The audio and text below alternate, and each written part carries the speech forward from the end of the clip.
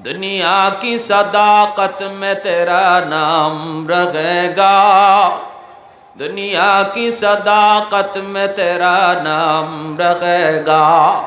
फारूक तेरा नाम से इस्लाम रहेगा, दुनिया की अदालत में तेरा नाम रहेगा, दुनिया की अदालत में तेरा नाम रहेगा। उस्मान तेरा नाम से इस्लाम रहेगा, दुनिया की सखावत में तेरा नाम रहेगा, दुनिया की सखावत में तेरा नाम रहेगा। ला इलाहा इल्लल्लाह সবাই পাখা আসেনি।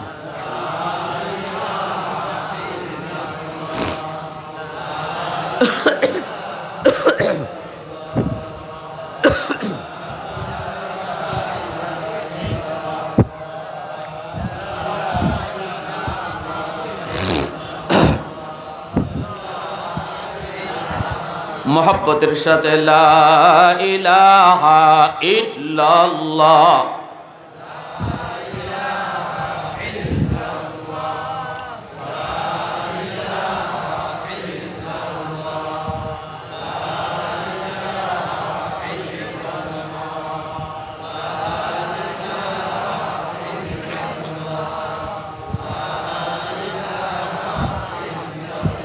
ला इलाहा इल्लल्लाहु मुहम्मदुर रसूलुल्लाह। जोरे सुरे बोली सल्लल्लाहु अलैहि वसल्लम। हजरत उमर আবু বকর সিদ্দিক রাদিয়াল্লাহু তাআলা আনহুকে কি প্রস্তাবটা দিলেন? প্রস্তাব দিলেন তিনি তার জীবনের সব নেকি দিয়ে দিবেন, বিনিময়ে আবু বকর সিদ্দিকের জীবনের নেকি না, শুধু এক রাতের নেকি চাইছেন। কয় রাতের? শুধু কয় রাতের? হযরত ওমর কি পরিমাণ ভয়, হযরত ওমরের কলিজায় কি পরিমাণ আল্লাহর ভয়। ওমর ফারুক রাদিয়াল্লাহু তাআলা আনহুর ছেলে আর নবীজির নাতি হযরত হুসাইন, দুইজন সমবয়সের খলিফাতুল মুসলিমিন। হযরত ওমর অর্ধ পৃথিবীর বাদশাহ, মাঠে খেলাধুলা করেন হুসাইনের সাথে। খেলাধুলা করতে গিয়ে দুইজনের মাঝে একটু ঝগড়া হয়েছে, একটু কথা কাটাকাটি হয়েছে, বাচ্চারা তো এমন করেই। তো হযরত ইমাম হুসাইন রাদিয়াল্লাহু তাআলা আনহু তিনি ওমর রাদিয়াল্লাহু তাআলা আনহুর ছেলেকে একটা গালি দিছেন ঝগড়ার সময়। গালিটা হইল গোলামের ফুত গোলাম। গালিটা কি? গোলামের ফুত গোলাম। খলিফার ছেলেরে, আমিরুল মুমিনিনের ছেলেরে গোলামের ফুত গোলাম কওয়ার সাহস আছে কারো? কিন্তু কইছে কেডায়? নবীর কলিজার টুকরা নাতি ইমাম হুসাইন, ছোট তখন বালক, দৌড়াইয়া চলে আসছে বাবার কাছে। আব্বা, কি হইছে বাজান? হুসাইন আমারে গোলামের ফুত গোলাম কে গালি দিছে, এটার বিচার তুমি করবা না আমি করতাম? হযরত ওমর বলে, বাবা নীরব আস্তে, বাবা বিচার কি কম বুঝি? তোমার বাবার আদালতে বিচার 100% ন্যায় বিচার হয়। বিচার আমার কাছে দিছো, 100% বিচার হবে, কোনো টেনশন করো না। আলী রাদিয়াল্লাহু তাআলা আনহুকে হযরত ওমর রাদিয়াল্লাহু তাআলা ডেকে আনলেন। আইনা বলতেছেন, আপনার ছেলে হুসাইন নাকি আমার ছেলেরে গোলামের ফুত গোলাম কইছে, একটু তদন্ত করেন তো, বিষয়টা তো খুব জটিল। যদি এমনই বলে তাকে হুসাইনে, তাহলে এটা মদিনার আদালতে হুসাইনের বিচার হবে। হযরত আলী রাদিয়াল্লাহু তাআলা আনহু শূন্য ভয় পেয়ে গেছেন হুসাইনের কাছে, যাই বলতেছেন, বাজান কি শুনলাম? শুনলাম কি হয়েছে বাবা? তুমি নাকি উমরের ছেলেকে, খলিফার ছেলেকে গোলামের ফুত গোলাম কইছো। হযরত হুসাইন রাদিয়াল্লাহু তাআলা আনহু বলেন, হ বাবা, আমি তারে গোলামের ফুত গোলাম কইছি। আমরা হইলে কত সদ্য মিশা কথা যে কইলাম না। ঠিক না? আহা, মিশা কথার ফ্যাক্টরি লিয়ে ঘুরি আমরা। একটু বিপদ দেখলেই ই দাঁড়ই নাই, কথা ই লাইনেই নেই। হযরত ওমর রাদিয়াল্লাহু তাআলা আনহু যখন বলছেন মদিনার আদালতে বিচার হবে, হযরত আলী রাদিয়াল্লাহু তাআলা আনহু ছেলেকে শুনাইছেন, বাবা ভালো করে বুঝা কও, কইছো? বলে জি বাবা আমি কইছি। কথা হলো তো আজকে মদিনার আদালতে তোমার বিচার হবে।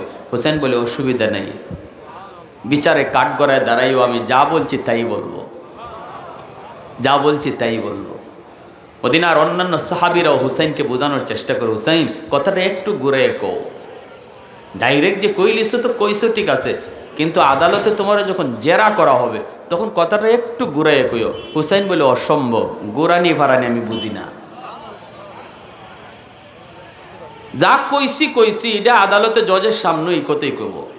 উনি খলিফা হইতে পারেন, আমিরুল মুমিনিন হইতে পারেন, অসুবিধা নেই। অপরাধ যদি আমার হয়ে থাকে 100% অপরাধের শাস্তি মেনে নেব।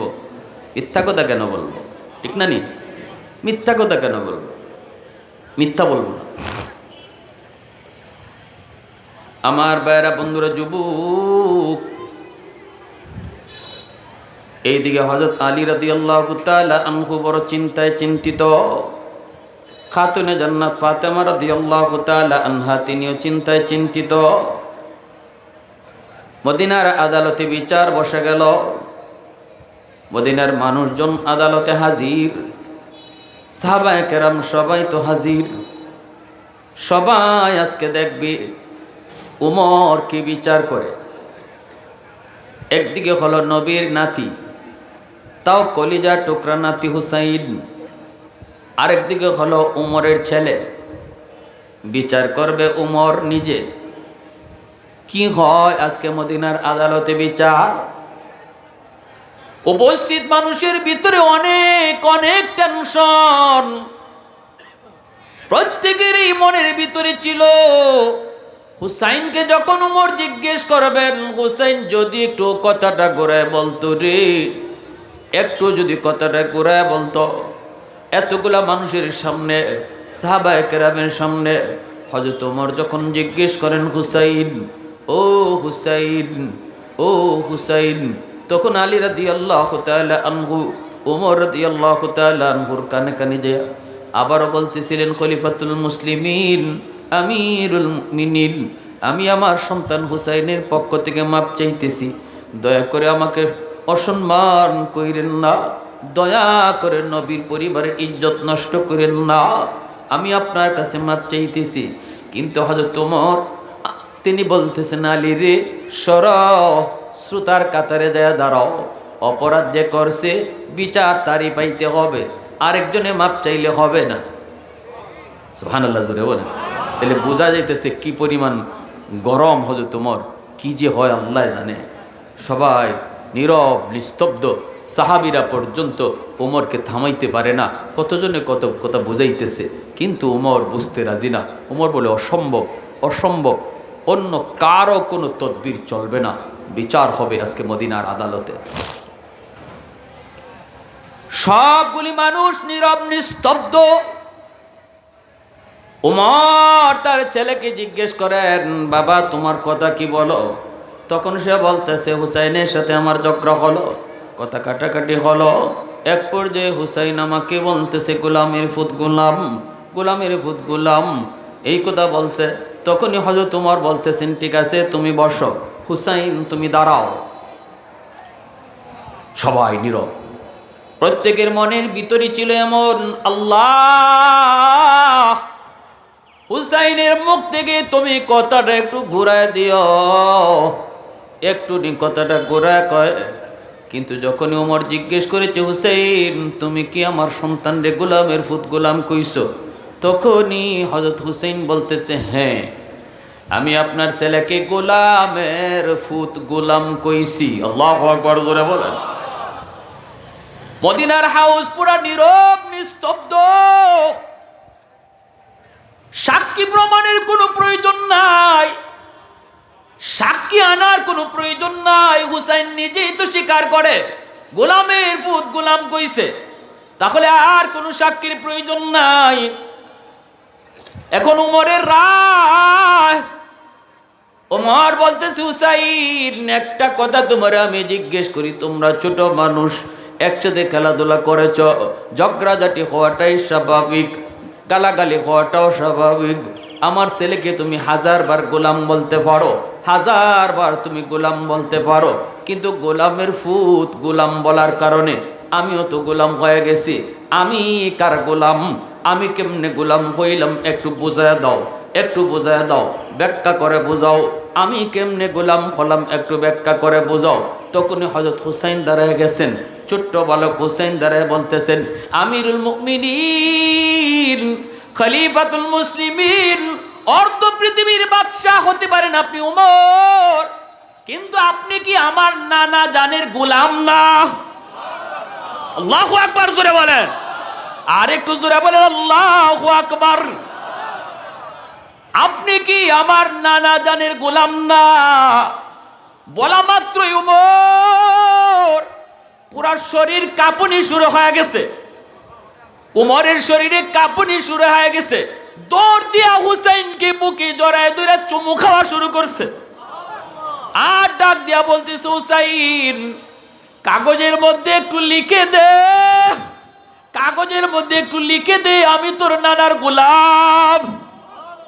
আমাকে হাসরের মাঠে যদি আল্লাহ জিজ্ঞেস করে, উমর 10 বছরের রাজত্ব কেমনে চালাইছো, আমি কইব মালিক এত কিছু বুঝি না, আমি তোমার বন্ধুর গোলাম, সার্টিফিকেট দিয়েছে হুসাইন।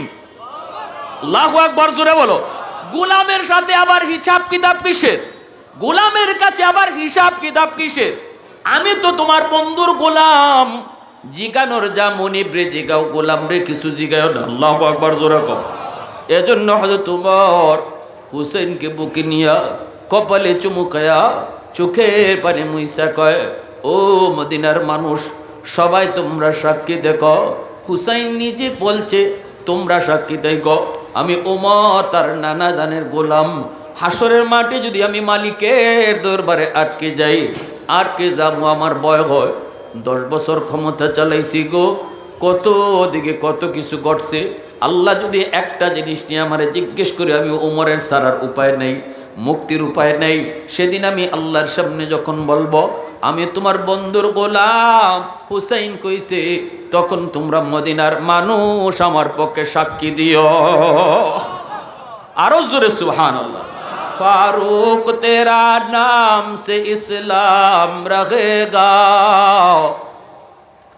फारूक तेरा नाम से इस्लाम रहेगा, दुनिया की अदालत में तेरा नाम रहेगा, दुनिया की अदालत में तेरा नाम रहेगा, हैदार तेरा नाम से इस्लाम रहेगा, दुनिया की शजाअत में तेरा नाम रखेगा, मुआविया तेरा नाम से इस्लाम रहेगा, दुनिया की सियासत में तेरा नाम रहेगा, दुनिया की सियासत में तेरा नाम रहेगा। मुसलमाনের आवाज এখন আল্লাহু আকবার। এইবার হযরত আবু বকর সিদ্দিক বলতেছেন, ভাই ওমর কোন রাতের কথা বলছ? কই যেই রাতে আমার নবীর সাথে আপনি হিজরত করেছেন, মনে আছে আপনাদের? কোন রাত? কই যেই রাতে আমার নবী তোমাকে সতর্ক থাকার জন্য বলেছিলেন। নবীজি গভীর রাতে আইসা তোমার দরজার সামনে আস্তে করে নখ দিয়েছেন, সাথে সাথে তুমি দরজা খুলে দিয়েছো। রাসূল তোমারে জিজ্ঞেস করেছিলেন, আবু বকর মদিনার সমস্ত মানুষ, মানব দানব পাকপাকালি সবাই ঘুমায় আছে, এই ঘুমন্ত সাগরে এত তাড়াতাড়ি দরজা খুলছো কেমন করে? সেদিন তুমি বলেছিলে নবী গো, আজ থেকে 40 দিন আগে আপনি বলেছিলেন, আবু বকর সতর্ক থেকো, যে কোনো এক রাত তোমাকে নিয়ে আমি হিজরত করব। ওগো নবীজি, ওই দিন থেকে আমি আবু বকর কোনো একটা রাতেও বিছানায় পিঠ লাগাই না গো, দরজার পাশে দাঁড়ায়া দাঁড়ায়া সারা রাত কাটায়া দেই, কখন জানি আমার রসুল এসে ডাক দিবে আর দরজা খুলতে দেরি হবে, এজন্য দরজার পাশে দাঁড়ায়া দাঁড়ায়া সারা রাত কাটায়া দেই। এ ভাই আবু বকর, ওই রাতের কথা বলছি যেই রাতে গারে সুরে তুমি রসুলকে নিয়ে উঠছো, কিন্তু আমার নবীকে তুমি পাহাড় বাইতে দাও নাই। ওই পাহাড়ের নিচে যায় তুমি রসুলকে নিজের পিঠে উঠাইছো। এত উঁচু পাহাড়, গারে সুর, এখনো উঠতে আমাদের বড় ভয় হয়।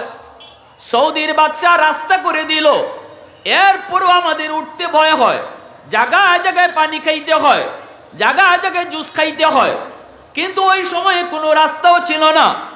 পাথরের উপর পা দিয়া দিয়া গারে সুরে উঠতে হতো।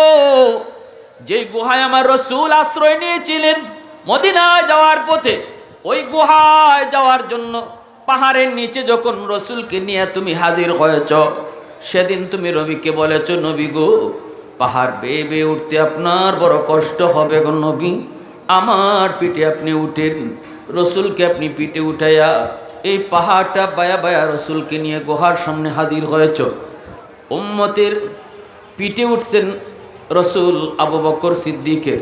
নবীজি যখন যার পিঠে উঠছে সেই সবার আগে চলে গেছে। বুরাকের পিঠে উঠছেন নবী, বুরাক সহ সকল জন্তুর আগে। উম্মতের ভিতরে, সাহাবীদের ভিতরে আবু বকরের পিঠে উঠছেন দু জাহানের বাদশাহ, এজন্য আবু বকর উম্মতের মধ্যে সবার আগে। সুবহানাল্লাহ, জোরে বলেন। গুহার মুখটাতে যায়া রসুলকে তুমি বলছো, নবী গো, আপনি এখানে একটু দাঁড়ান, ভিতরটা আমি দেখে আসি, যদি কোনো হিংস্র জীব জানোয়ার থাকে আমার ক্ষতি করুক, উম্মতের এত অসুবিধা নেই, কিন্তু আপনার যদি কোনো ক্ষতি হয় গো রসুল, হালাকাতিল উম্মা, গোটা উম্মত হালাক হয়ে যাবে। রসুল্লি গুহার মুখে রেখা তুমি আগে যেয়ে ঢুকছো, ঢুইকা সবগুলি গর্তের মুখ পাগড়ি সিরে সিরে বন্ধ করেছ। একটা গর্ত বন্ধ করার মতো কাপড় ছিল না, সেটা নিজের পা দিয়ে আটকায় রাখছো। তারপরে দয়ার নবীকে ডাক দিছো, নবীজি গো, আপনি গুহার ভিতরে ঢুকেন। রসুল ঢুকলেন। এবার আমার রসুলকে তুমি ঘুম পাড়াইয়া দিছো নিজের কোলে, অথচ 40 রাত তুমি ঘুমাও নাই, ঘুমের প্রয়োজন ছিল তোমার বেশি। সুবহানাল্লাহ। আশেকে রসুল কারে কয়? কারা আশেকে রসুল? ভাই আবু বকর, 40টা রাত যে ঘুমায় নাই, তার তো বেশি ঘুমের প্রয়োজন ছিল। সেদিন তুমি না ঘুমায়া দু জাহানের বাদশাকে তোমার কোলে ঘুম পাড়াইয়া দিছ। রসুল ঘুমাইছেন, যে পা দিয়া গর্তের মুখ আটকায় রাখছো, ওই গর্তেই ছিল সাপ। সাপে দিল তোমার কামড়, বিষাক্ত সাপের বিষের যন্ত্রণা তুমি হজম করেছ, দাঁতে দাঁতে কামড় খেয়ে বডি নাড়াচড়া করো নাই, কারণ দু জাহানের বাদশা তোমার কোলে ঘুমাইতেছে, একটু নড়াচড়া করলে রসুলের ঘুম ভেঙে যাবে। বিষাক্ত সাপের বিষের যন্ত্রণা তো শুধু সেই বুঝে যে সাপের কামড় খাইছে। সেদিন এত বিষের যন্ত্রণা তুমি হজম করেছ, বডি নাড়াও নাই, কারণ দু জাহানের সর্দার তোমার কোলে ঘুমন্ত। আর নয়ন জোড়ায় জোড়ায় রসুলের চেহারাটা দেখছো। সুবহানাল্লাহ। সাপে দিল কামড়, ওই চোখের পানির ফুটা রসুলের পবিত্র গাল মোবারকে পড়লো, রসুলের ঘুম ভেঙে গেল। নবীজি উঠে দেখেন আবু বকর চেহারা কালো হয়ে গেছে। রসুল বলতেছেন, আবু বকর কি হয়েছে? সিদ্দিক বলে, রাসূলুল্লাহ, সাপে কামড় দিছে মনে হয়। রসুলকে আমাকে ডাক দিলা না, আমাকে ডাক দিলা না। আবু বকর সিদ্দিক বলে, নবী আপনি ঘুমাইতেছেন, কেমনে ডাক দিই? রসুল সাথে সাথে মুখের লব নিয়া ওই বিষাক্ত সাপের কামড়ের জায়গায় লাগানো মাত্রই কি পরিমাণ পাওয়ারফুল অ্যান্টিবায়োটিক ছিল আমার আপনার নবীর লবের মধ্যে, লাগানো মাত্রই সাপের বিষ পানি হয়ে গেছে। ওই অবস্থায় হযরত ওমর বলতেছেন, ভাই আমি বেশি কিছু চাই না, শুধু ওই রাতের নেকিটা আমারে দিয়ে দেন। আবু বকর সিদ্দিক বলে, ভাই ওমর, ওই রাতের নেকি আমার কি পরিমাণ হয়েছে আমি নিজেও জানি না। তাহলে কেমনে বদলামো? চলো দুজন নবীজির কাছে যাই, আল্লাহর নবীকে জিজ্ঞেস করি, হিজরতের রাতে আমি আবু বকরের নেকি কি পরিমাণ হয়েছে। দুজন চলে আসলেন নবীজির দরবারে।